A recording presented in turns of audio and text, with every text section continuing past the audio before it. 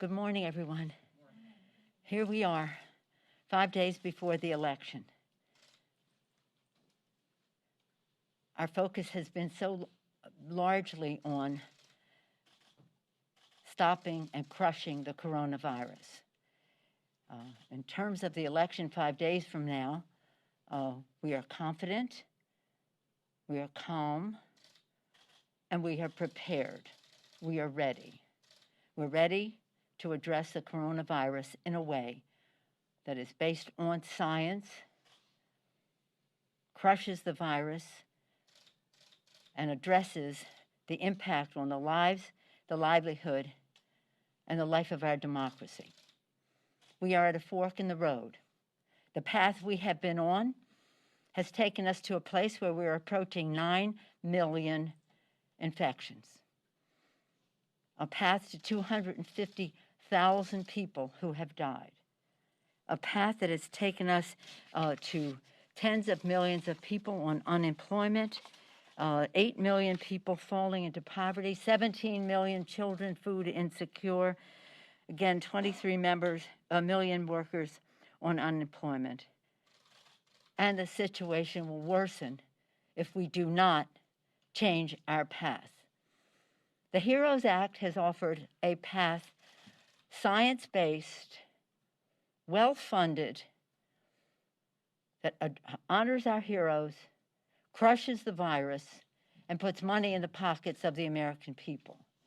I just recently, last night, or this morning, sent a letter to Secretary Mnuchin spelling out some of the concerns we are still waiting to hear back from the administration.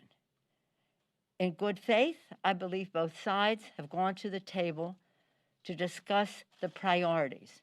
2 weeks ago, the Secretary said that he was willing to accept our testing language. He just wanted to make a light touch on the language. 2 weeks ago, the light touch was 55% of the language, largely eliminating our initiatives that addressed the disparities of the virus when it came to minority communities in our country. More people in the minority community, I am told, have died of the virus than those not in the minority community. I've said it before, if you're a black child, you have 5 times more chance of going to the hospital for COVID than if you're a white child. If you're Hispanic, 8 times more chance. It's sinful. It's sinful that we have not addressed protecting the lives of the American people on the path that this president has taken, starting with calling it a hoax, saying it's going to magically disappear. The list goes on. And even though in all of our legislation we have talked about testing as being a key to stopping the spread of the virus. So the letter is self-explanatory. It talks about state and local government.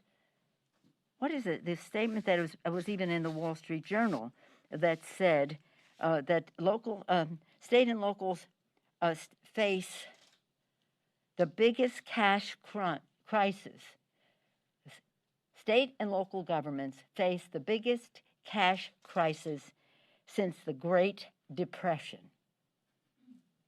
And yet, the president mocks and says this is unnecessary for us to do. State and local government fiscal soundness is very important to our economy. Not only that, we want to honor our heroes. They're out there. They're fighting healthcare workers, first responders, police and fire, sanitation, transportation, food workers, our teachers. And the president says it's a matter of pride that he not support them. Then we have safe schools. Most of the schools in our country could be open actually if we would take the scientific approach. It takes money. It takes more money than they are willing to put up, and we're asking for their response in that regard. To have more space, therefore more teachers, ventilation, sanitation, technology, to enable our children to actually attend school. Children learning, parents earning, so parents can go to work. In the absence of that, we also want them to put more money for child care. If the children are not going to school, the parents cannot go to work unless we have more funding for child care, and they just will only go so far, and that's what we're asking them to go farther. Again, 8 million families, as the CARES benefits fade away, 8 million people, more people have fallen into poverty. There's a way out of that. Child tax credit, earned income tax credit. These are working poor people falling into poverty. And yet, the number they gave us back was 0. They admitted that 0 is not a number, even though they said they'd get back with a number. They don't hesitate to give $150 billion in tax credit, in a tax advantage to the wealthiest people in our country. And yet they refuse to help families from falling into poverty. And by the way, all of this is stimulus for the economy. Even if you don't care about people, as there's some question as to whether they do, you should understand that it is stimulus to the economy. People spend this money immediately, inject demand into the economy, create jobs. And that is what has helped the economy even in this third quarter. But now that money is fading. Unemployment insurance, we're still waiting for some of the response to the 5 million Americans who are exhausting their benefits. OSHA and liability. Safety in the workplace for us is not a subject, it's not a provision, it's not an item, it is a value, it is an ethic. Workers will be safe in the workplace. Especially in the time of a pandemic, where their exposure to it could not only make them sick, but also their families, if they bring that home. So we think that, we have a list of concerns. Just give us your answer. Then you can weigh the equities if we don't like this or we like that or whatever it is, and come to a conclusion. But we are ready. I feel very confident that Joe Biden will be elected president on Tuesday, whatever the end count is, but on the election that occurs on Tuesday, he will be elected. On January 20th, he will be inaugurated president of the United States.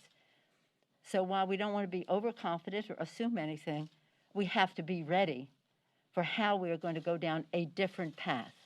We've come to a fork in the road when it comes to the coronavirus. The president has taken us on a deadly path. The HEROES Act takes us on a scientific path to help save the lives, the livelihood, and the lives of the American people. So it's interesting to see how many people are turning out, voting in advance.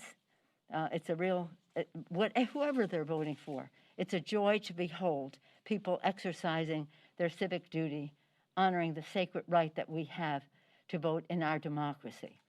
It is appalling to see the obstacles to participation that the Republicans and the president are putting in the way.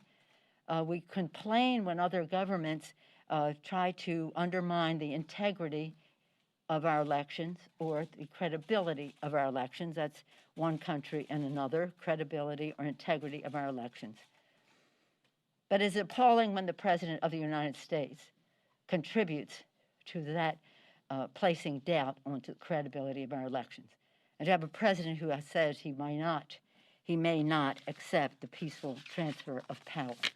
All the more reason for us to thank God for the courage of these people going out there to vote, waiting hours in line, because the Republicans refuse to put money in this, any of the legislation that we have had to the extent necessary to make sure that when people vote, there's ample space, there's ample to facilitate. It's a discourtesy to the American people to say, you go stand in line for hours.